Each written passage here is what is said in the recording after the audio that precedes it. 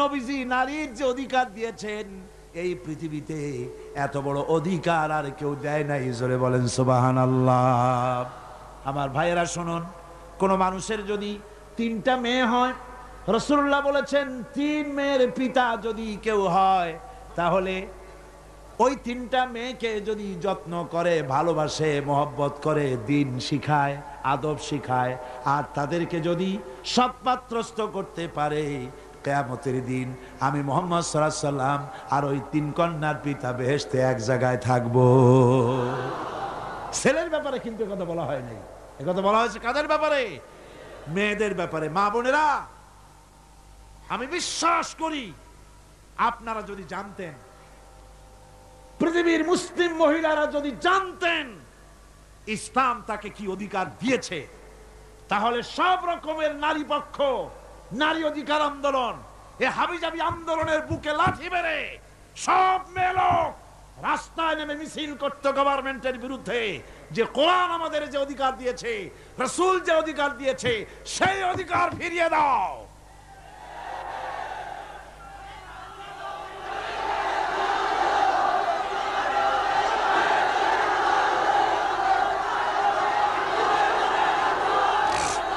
আমার বন্ধুগণ, রাসূলুল্লাহ বলেছেন, ভালো করে শোনেন, রাসূলুল্লাহ বলেছেন মেয়েদেরকে গালি দিও না। অনেক লোক আছে মেয়েদেরকে গালি দেয়, কন্যাকে গালি দেয়। হুজুর বলেছেন মেয়েদের গালি দিও না, কারণ আমি মুহাম্মদ সাল্লাল্লাহু আলাইহি সাল্লাম মেয়েদের পিতা, আমি মেয়েদের পিতা। সুবহানাল্লাহ, সুবহানাল্লাহ। ভাইরা, হুজুরের বেঁচে ছিল কারা, ছেলেরা না মেয়েরা? কোন আপনারা কারা বেঁচে ছিল? সব ছেলেরা মারা গেছিলেন, ঠিক না? একটা হাদিস আপনি আমাকে দেখাতে পারবেন না, এমন একটা হাদিস নাই ছেলেরা মরে যাওয়ার পর হুজুর দুঃখ করে একদিন মুনাজাত করেছেন, আল্লাহ সব ছেলেগুলো নিয়ে গেলা, আমার একটা ছেলে দাও। একটা হাদিস নাই, একদিনের জন্য রাসূলুল্লাহ দোয়া করেন নাই। মেয়েতেই সন্তুষ্ট ছিল। মেয়ের কথা হুজুর বলেছেন, মেয়ের কথা বলেছেন, যখন তোমরা বাইরে যাবা, বিদেশে যাবা, বাজারে যাবা, কিছু না কিছু উপহার নিয়ে আসবা বাড়ি, আর উপহার এনে আগে দেবা মেয়েকে। সুবহানাল্লাহ কোন? আগে কারে? মেয়েকে। সেই মেয়েরা আজ সমাজের সবচাইতে বেশি অবহেলিত, ঠিক কিনা কোন? মেয়েটা একটু বড় হলেই আর একটা ছেলে যখন জন্মগ্রহণ করে, তখন এই ছেলেটারে কোলে নিতে নিতে ওর কাম সারা হয়ে যায়। তারপর বাড়িতে ভালো রান্না বান্না হলে ছেলের কিসমতে মুরগির কলজা, মুরগির ভালো ভালো অংশ, মাছের মাথা, সব ছেলের, মেয়ের কিসমতে হয় না। কথা ঠিক কিনা? ঠিক কিনা? এরপরে যদি রোগ হয়, মেয়ের অসুখ হয়েছে, ধৈর্য ধরতে তাকে নসিহত করা হয়, আর ছেলের অসুখ হওয়ার সাথে সাথে ডাক্তার 15টা বাড়িতে চলে আসে, ঠিক কিনা? এই বৈষম্য ইসলাম করেনি, আপনারা করেছেন, সমাজ করেছে। এই বৈষম্য ইসলাম করেনি।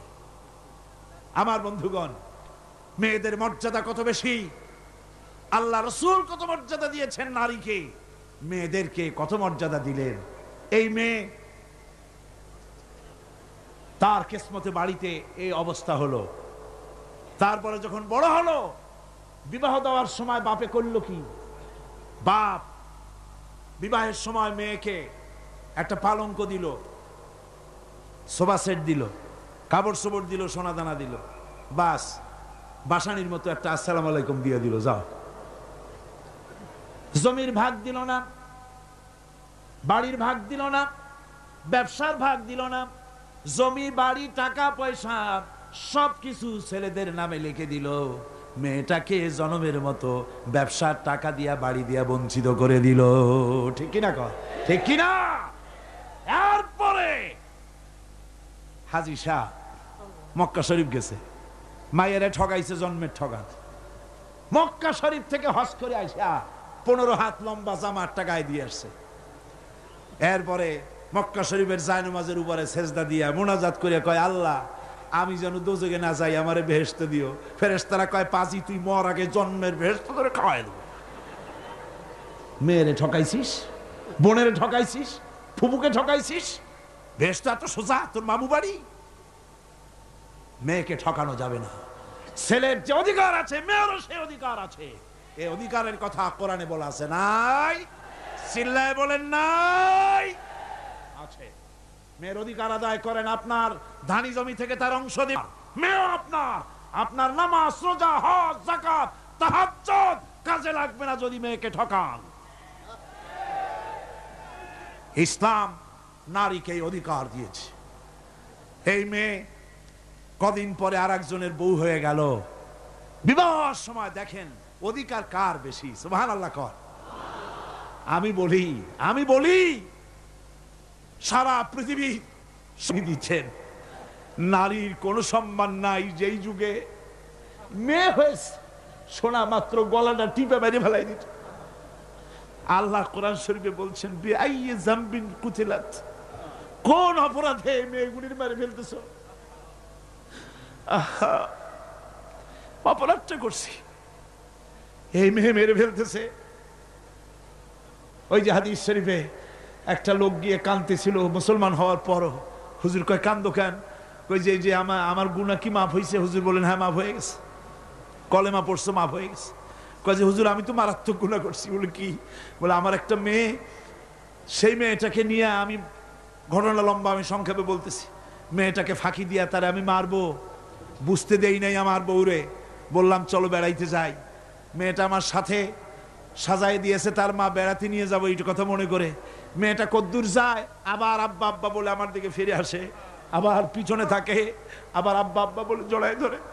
এইভাবে করতে করতে যখন নির্জন এলাকায় গেলাম, আমি পাহাড়ের পাশে গর্ত খোঁড়া আরম্ভ করলাম। গর্ত খুঁজি আর মাটি ছিটে এসে আমার দাড়িতে লাগে।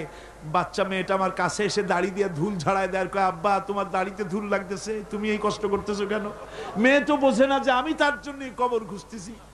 কবরটা খোঁড়া হয়ে যাওয়ার পর মেয়েটারে বান্ধা শুরু করলাম। মেয়ে এখন কাঁদতেছে, বাবা আমার বান্ধো কেন?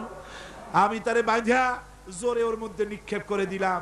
মেয়েটা গর্তের মধ্যে বসে চিৎকার করে বলছে আব্বা তুমি আমারে বাঁচতে দাও, আমি তোমারে বাপ বলে সমাজে হেয় করবো না, আমি ভিক্ষা করে খাবো, আমারে বাইরো না।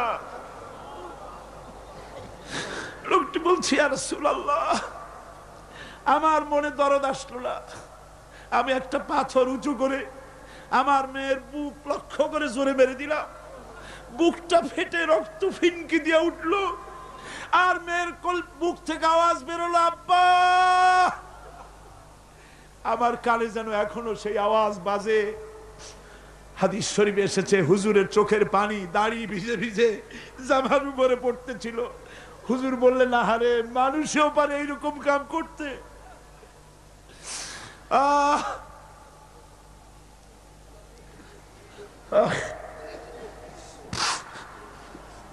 পৃথিবীতে নারীর যখন কোনো সম্মান ছিল না, মর্যাদা ছিল না, সেই সময় আমার রাসূল, আমার বিশ্বনবী নারীদেরকে সম্মানের হাত ধরে গর্তের ভিতর থেকে উঠাইয়া রানীর সিংহাসনে বসায় দিলেন।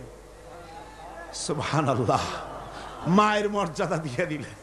সুবহানাল্লাহ, নারীরা আমাদের মায়ের জাত। নারীরা আমার কি এর জাত? মায়ের জাত। আমার মা বোনেরা, তোমাদের সম্মান কত তোমরা জানো না। আমরা পুরুষ, আমাদের পায়ের তলে জুতা, আর তোমরা আমাদের মায়ের জাত। তোমরা নারী, তোমাদের পায়ের তলে আল্লাহর জান্নাত, আল্লাহর বেহেশতটা তোমাদের পায়ের তলে। এই সম্মান আল্লাহ তোমাদের দিয়েছে, নবী দিয়েছেন। সুবহানাল্লাহ কর। ভাইরা আমার, অধিকার ইসলাম দিয়েছে। বিবাহ যখন হয়, এই বিবাহের সময় এজেন্ট আনতে হয়। আর বিবাহ হচ্ছে বিবাহ বৈঠক।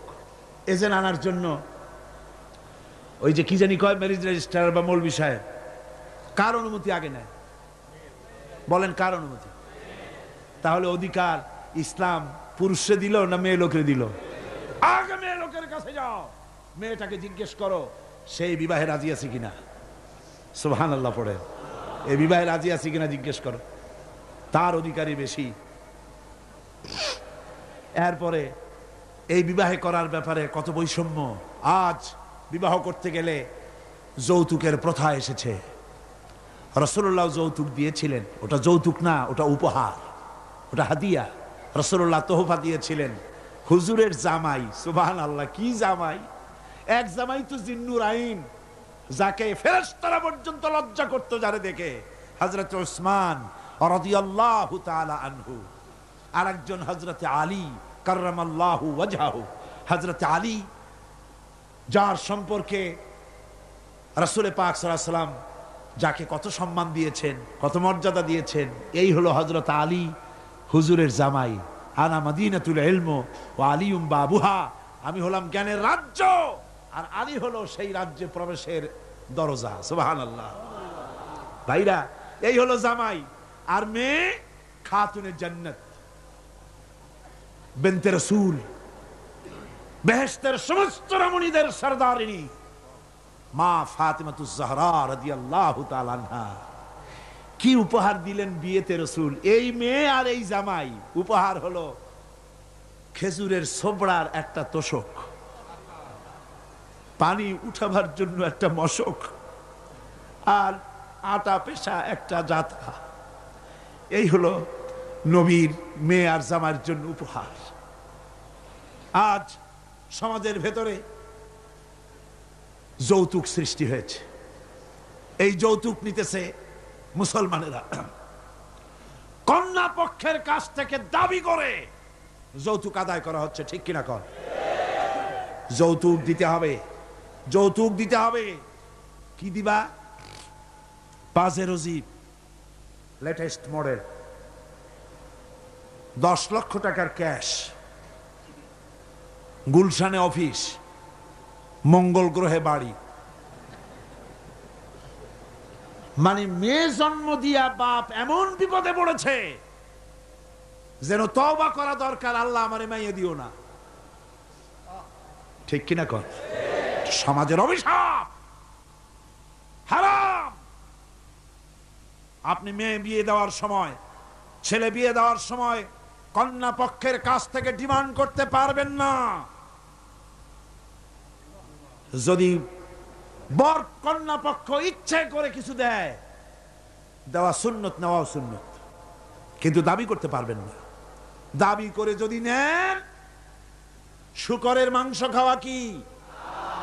বলেন না কি? কুত্তার পায়খানা খাওয়া কি? আর যারা জবাব দিলেন না তাদের জন্য কি মোবা? কুত্তার পায়খানা খাওয়া কি?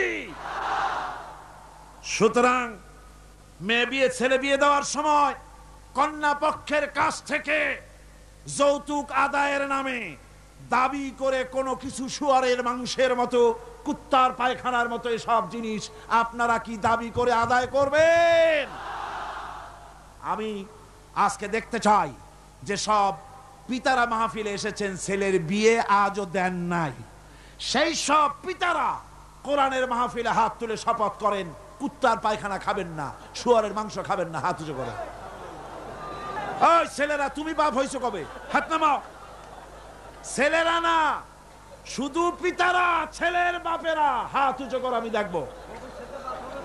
তা হোক, ছেলের বাপেরা হাত উঁচু করো, আমি দেখবো।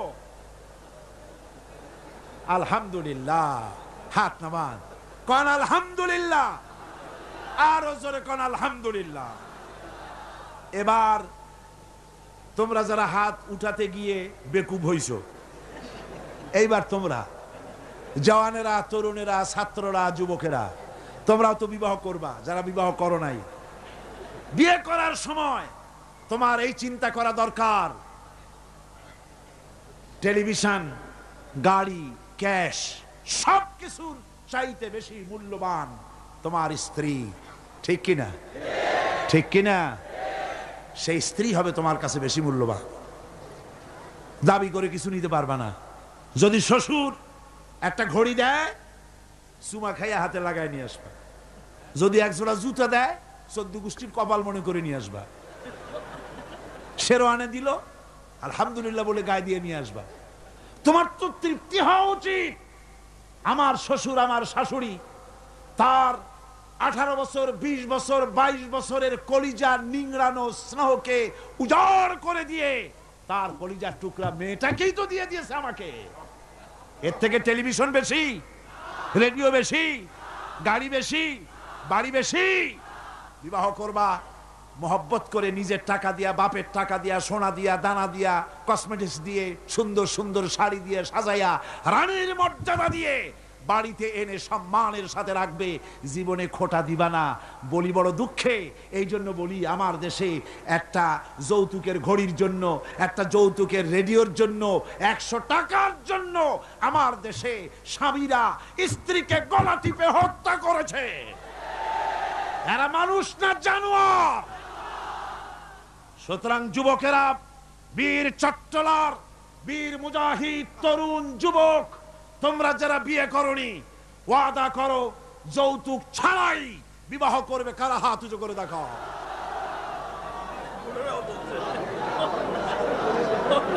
বুড়ারা হাত তুললে তো মনে হয় যেন আবার বিয়ে করতে চায়। বুড়ারা না, জওয়ানেরা। জওয়ান বসো বসো বসো বসো। আলহামদুলিল্লাহ, জোরে কোন আলহামদুলিল্লাহ, আরো জোরে কোন আলহামদুলিল্লাহ।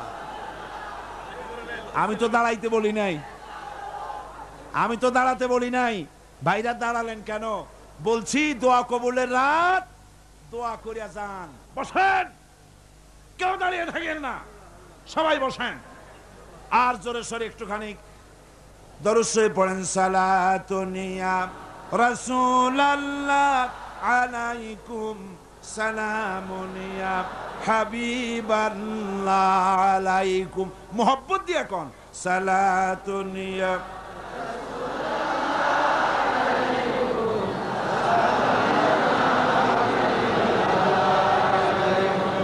সালাতুনিয়া রাসূলুল্লাহ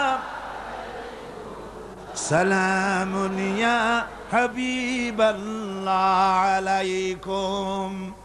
ভাইরা আমার, আমি খুব খুশি হয়েছি, আল্লাহ খুশি হয়েছে। কল আলহামদুলিল্লাহ। আজকের মাহফিল সার্থক। আপনারা বিশ্বাস করেন আগামী জাতীয় নির্বাচনে যে পার্লামেন্ট তৈরি হবে, সেই পার্লামেন্ট যদি কোরআনের পার্লামেন্ট হয়, তাহলে যৌতুক বিরোধী বিল পাশ করে যৌতুক প্রথার উপরে ঝাঁটা বেড়ে বঙ্গোপসাগরে আমরা নিক্ষেপ করবো ইনশাআল্লাহ।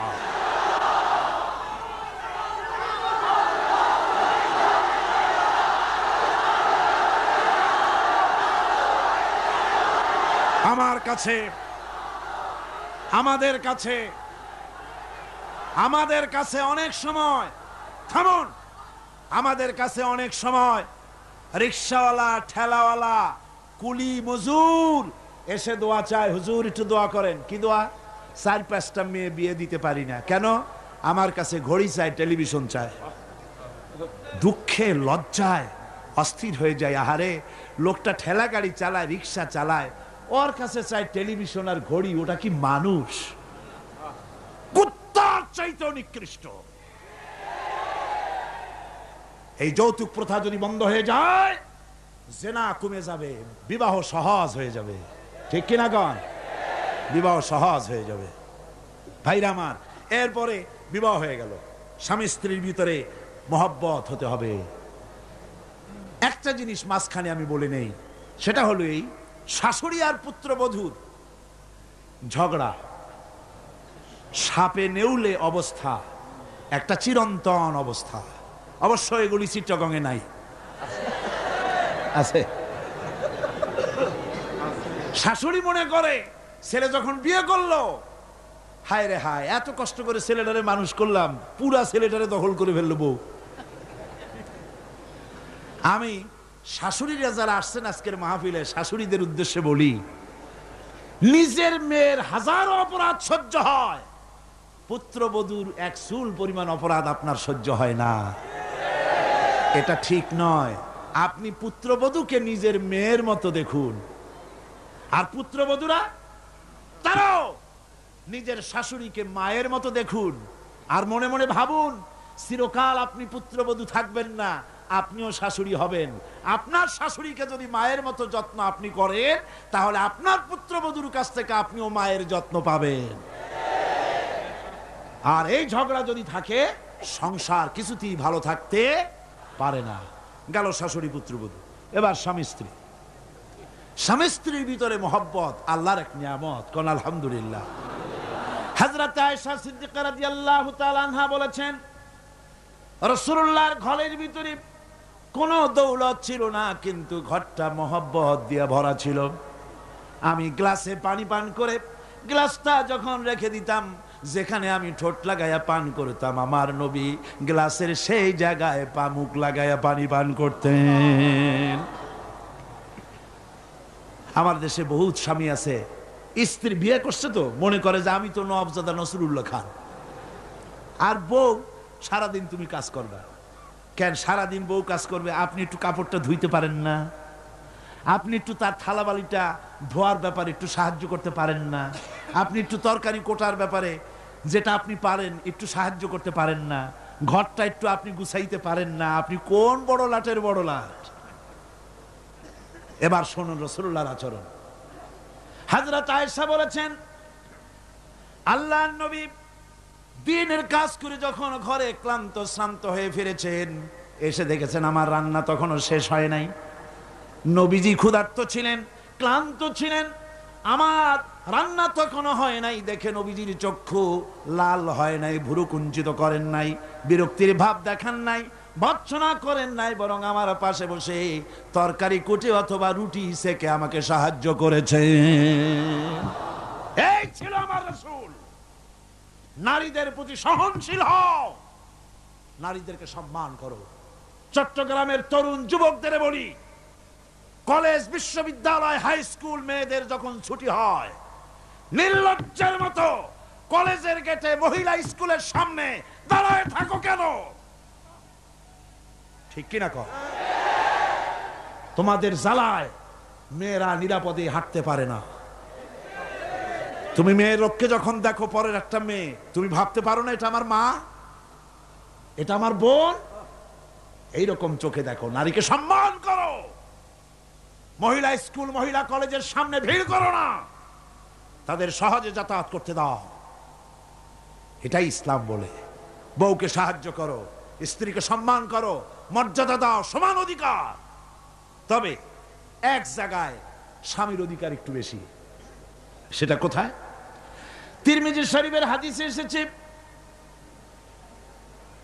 একবার আল্লাহর নবী এক পাহাড়িয়া এলাকা থেকে যাচ্ছিলেন, জঙ্গলের এক উট এসে নবীজির পায়ের উপরে সেজদায় পড়ে গেল, পায়ের উপরে চুমো খেলো। সাহাবায়ে কেরাম বললেন, ইয়া রাসূলুল্লাহি, পাহাড়ের উট হুজুরের পায়ে সেজদা দিয়া ধন্য হয়ে গেল। হুজুর যদি অনুমতি দিতেন, আমরাও হুজুরের কদমে সেজদা দিয়া ধন্য হয়ে যেতাম।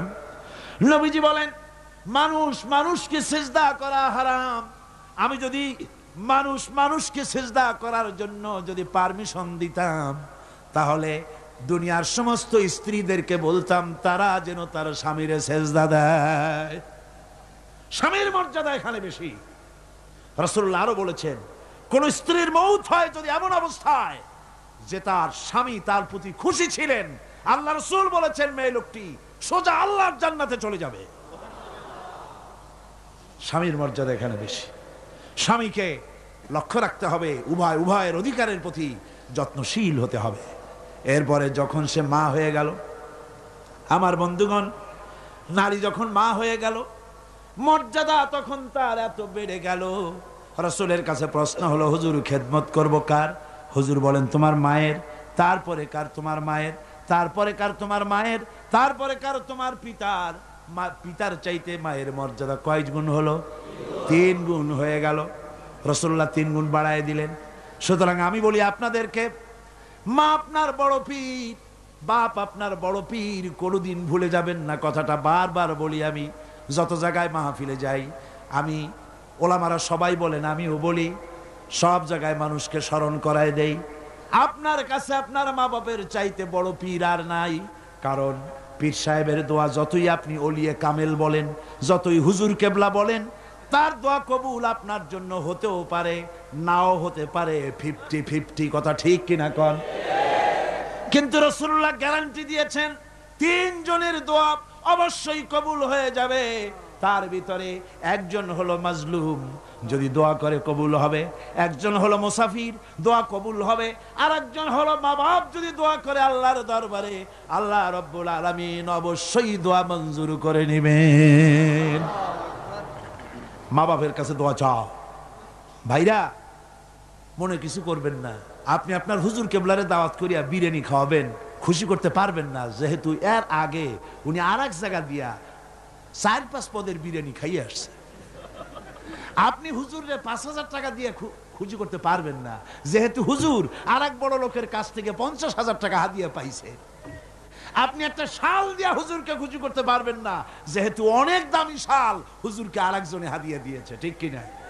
কিন্তু আপনি যদি আপনার মা কি এই বেদানার দিনে বাজারে বাজারে পথে ঘাটে বেদানা পাওয়া যায়, আঙ্গুর পাওয়া যায়, ভালো ভালো ফল পাওয়া যায়, এগুলো কিনে নিয়ে মায়ের কাছে বসে বেদানা খুলে, মা কথা বলতে পারে না, বুড়ি হয়ে গেছে, মায়ের কাছে বসে মায়ের মুখে যদি তুলে দেন, আল্লাহর আরশ খুশি হয়ে যাবে, দোয়া মঞ্জুর হয়ে যাবে। হযরত বাইজিদ বুস্তামি ওই ঘটনা কে না জানে, রাতের আধারে পানির জন্য চাইলেন, ছেলে পানি পাইল না, ছোট্ট মানুষ, পানি আনতে কোথায় চলে গেল, এসে দেখে মা ঘুমানো, পানি নিয়ে দাঁড়ানো। রাত চলে গেছে, ফজরের পর দেখে ছেলে কাঁপে, হাতে পানি। বাবা তুমি কাঁপো কেন? গ্লাস নিয়ে বলল, মা গভীর রাত্রে পানি চেয়েছিলেন, দিতে পারি নাই, বহু দূর থেকে পানি এনে দেখি ঘুমায় গেছো। তা তুমি ঘুমাও নাই কেন? ঘুমাইলাম না মা, আবার যদি পানি চান সময় মতো যদি দিতে না পারি আপনার কষ্ট হবে, সেই জন্য পানি নিয়ে আমি দাঁড়ায় আছি। বাইজিদের মা বাইজিদের হাতের থেকে পানি নিয়ে পান করে, কম্বলটা গায়ে দিয়া বাচ্চারে শোয়ায় দিয়া উযু করে ফজরের নামাজ পড়ে সেজদায় গিয়া মায়ের চোখের থেকে পানি পড়ছে। মা বলে, রব্বুল আলামিন, আমি বাইজিদের মা, আমি যতই গুনাহগার হই না কেন, মায়ের দোয়া বাচ্চার জন্য কবুল হয় বলে তোমার হাবিব বলেছেন। আমার ছোট্ট বাইজিদ আমার জন্য যা করেছি, আমার কলিজা ঠান্ডা হয়ে গেছে। রব্বুল আলামিন, তুমি আমার বাইজিদকে সুলতানুল আরিফিন বানাইয়া দাও। দোয়া মঞ্জুর, সুবহানাল্লাহ। ভাইরা, খবরদার ভুল করবেন না। আপনার সবচাইতে বড় পীর আপনার মা বাপ। সবচাইতে বড় পীর কে? আমি এবার বোনেদের ব্যাপারে, আমার বোনেদের ব্যাপারে শেষ কথা বলবো। ইসলাম আপনাকে অধিকার দিয়েছে লেখাপড়া করার, প্রশাসনিক দায়িত্বশীল হওয়ার অধিকার আছে, আর্মিতে যাওয়ার অধিকার আছে, সব অধিকার আছে পুরুষের। যত অধিকার ইসলামী রাষ্ট্রে আপনার তত অধিকার, কোনোটা খাটো নাই। তবে ক্ষেত্র ভিন্ন, পর্দার সাথে থাকতে হবে। রাসূলুল্লাহ, আল্লাহ পাক বলেছেন, এমন একটা চাদর পরো, যেই চাদরটা পরলে মাথাটা, গলাটা, বুকটা ঢেকে যায়, এমন চাদর পরো। ব্যাংকে চাকরি করা যাবে, অফিসে চাকরি করা যাবে, কলেজে বিশ্ববিদ্যালয়ে চাকরি করা যাবে, ব্যবসা করা যাবে, সব করা যাবে, তবে পর্দার ভিতরে থেকে। বেপর্দা হলে পরে জাহান্নামে যাওয়া লাগবে। জোরে কর নাউজুবিল্লাহ। পর্দার সাথে আপনাদের থাকতে হবে। আমার মা বোনেরা, চাদর পরেন, বোরখা পরেন, বোরখার চাদর ছেড়ে দিয়েন না। দেখবেন একটা জিনিস লক্ষ্য করেন, বোরখা নাই, মাথার চুল টুল ছেড়ে দিয়ে, লিপস্টিক লাগাইয়া, মেকআপ পরে, তারপরে যদি কোনো দোকানে যান মার্কেটিং করতে, সেলসম্যান দেখেই কবে, আপা আসেন আসেন, বাবি সাহেব আসেন। আর যদি একটা বোরখা পরে যান, বলবে খালাম্মা বসেন। একটা অজানা একটা পুরুষ আপনারা আপা কইলো, ভাবি কইলো, এতে মজা না? আপনাকে খালাম্মা বলে সম্মান করলো, সম্মান কোনটায়? সুতরাং বোরখা পরেন, চাদর পরেন। ইসলাম আপনাকে যে বোরখা পড়তে বলেছে, চাদর পড়তে বলেছে, আপনার সম্মানের জন্য, আপনার মর্যাদার জন্য। মা বোনদের ব্যাপারে সর্বশেষ কথা, অনেকের বাড়িতে চাকর চাকরানি থাকে, কাজের মেয়েরা থাকে, কাজের ছেলেরা থাকে, থাকে না? থাকে না? অনেক বাড়িতে কাজের মেয়ে লোক, কাজের লোক থাকে, কিন্তু গৃহকর্ত্রী এই কাজের লোকগুলির উপরে, চাকর চাকরানির উপরে এত জুলুম করে, যে জুলুম মধ্যযুগেও ছিল না। ঠিক কি না? কথায় কথায় মারধর করে, নিজেরা যা খায় তার থেকে নিম্নমানের খাবার দেয়, ভালো শোবার পায় না, ভালো খাবার পায় না, আর মার তো আছে। আমার মা বোনেরা, তিরমিজি শরীফের হাদিস শুনুন। আল্লাহর নবী বলেছেন, শ্রমিকের উপরে, কাজের লোকদের উপরে যে অত্যাচার করবে, অধিকার আদায় করবে না, কিয়ামতের দিন সে আল্লাহর জান্নাতে যেতে পারবে না। আপনি যতই নামাজ রোজা করেন, আল্লাহর দরবারে জান্নাতে যাওয়া যাবে না, যেহেতু আপনি জুলুম করেছেন কাজের লোকদের প্রতি, শ্রমিকদের প্রতি। শ্রমিকের প্রতি জুলুম করা যাবে না। মা বোনদের কথা শেষ। বন্ধুগণ, এখনই মুনাজাত হবে। মুনাজাতের আগে আসুন আমরা তওবা পড়ি। সবাই পড়েন আউযুবিল্লাহি মিনাশ শাইতানির রাজীম। সব ভাই নামাজের কায়দায় বসেন, নামাজের কায়দায় বসুন, আর কিবলামুখী তো হয়েই আছে। আউযুবিল্লাহি মিনাশ শাইতানির রাজীম। বিসমিল্লাহির রহমানির রহিম। আস্তাগফিরুল্লাহ, আস্তাগফিরুল্লাহ, আস্তাগফিরুল্লাহ রাব্বি মিন কুল্লি যামবি ওয়া আতুবু ইলাইহি লা হাওলা ওয়ালা কুওয়াতা ইল্লা বিল্লাহিল আলিয়্যিল আযীম। আয় আল্লাহ তাআলা, আমি আর জীবনে কখনো শরীয়তের ওজর ছাড়া ফরজ নামাজ, ফরজ রোজা ছেড়ে দেব না। সবাই বলেন ইয়া আল্লাহ। এই মুহূর্ত থেকে মদ, জুয়া, মিথ্যা, সুদ, ঘুষ, জেনা, অশ্লীলতা, পাপাচার, মিথ্যা, অহংকার, সব রকমের কাবায়ের থেকে তোমার কাছে তওবা করতেছি। তওবা ইয়া রব্বি, তওবা ইয়া রব্বি, তওবা ইয়া আল্লাহ, তওবা ইয়া আল্লাহ, তওবা ইয়া আল্লাহ। লা ইলাহা ইল্লাল্লাহু মুহাম্মাদুর রাসূলুল্লাহ। আশহাদু আল্লা ইলাহা ইল্লাল্লাহু ওয়াহদাহু লা শারীকা লাহু ওয়া আশহাদু আন্না মুহাম্মাদান আবদুহু ওয়া রাসূলুহু। আল্লাহুম্মা আমিন। রব্বানা যালামনা আনফুসানা ওয়া ইন লাম তাগফির লানা ওয়া তারহামনা লানাকুনান্না মিনাল খাসিরিন। ربنا ظلمنا أنفسنا وإن لم تغفر لنا وترحمنا لنكونن من الخاسرين. ربنا لا تزغ قلوبنا بعد إذ هديتنا وهب لنا من لدنك رحمة إنك أنت الوهاب. রব্বুল আলামিন 5 দিন ব্যাপী কোরআন শরীফের তাফসীরের মাহফিলের আজকের এই শেষ দিনে গভীর রজনীতে কোরআনে কারীম সামনে নিয়া লক্ষ লক্ষ পুরুষ আর নারী একত্রিত হয়ে গুনার বোঝা মাথায় নিয়ে তোমার দরবারে হাত উঠাইছি। রব্বুল আলামিন, এই 5 দিনে আলোচনা করতে গিয়ে আমি মানুষ, বলার মধ্যে যদি কোনো ভুল করে থাকি আমি বিনীতভাবে তোমার কাছে মাপ চাই। আয় আল্লাহ, তোমার বান্দাদের দিল থেকে, স্মৃতি থেকে সে ভুল কথাগুলি মিটাইয়া দাও। আর হক কথা যা বলেছি আল্লাহ, তেলাওয়াত হয়েছে, দরুদ ও সালাম হয়েছে, আলোচনা হয়েছে, জিকির আজগার হয়েছে, সওয়াবটুকুন জনাবে মুহাম্মদুর রাসূলুল্লাহ সাল্লাল্লাহু আলাইহি ওয়াসাল্লামের রূহ মুবারকে পৌঁছায়া দাও। রব্বুল আলামিন, আদম আলাইহিস সালাম থেকে নিয়ে আজ পর্যন্ত পৃথিবীর মাটির নিচে যত মুমিন মুমিনাত শুয়ে আছে আল্লাহ সকলকে তুমি মাফ করে দাও। রব্বুল আলামিন, এই মুহূর্তে মনে পড়ে গেল আমাদের বাপজানের কথা, আম্মাজানের কথা মনে পড়ে গেল।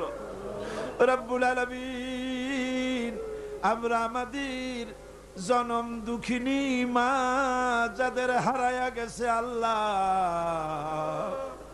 একটা অক্ষর মা আর সারা দুনিয়ার মধু এই একটা অক্ষরের ভিতরে।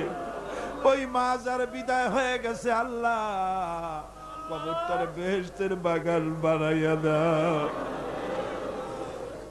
মায়ের বুকে চড়ে মায়ের দুধগুলো চুচে চুচে খেয়ে মাকে কষ্ট দিয়েছি।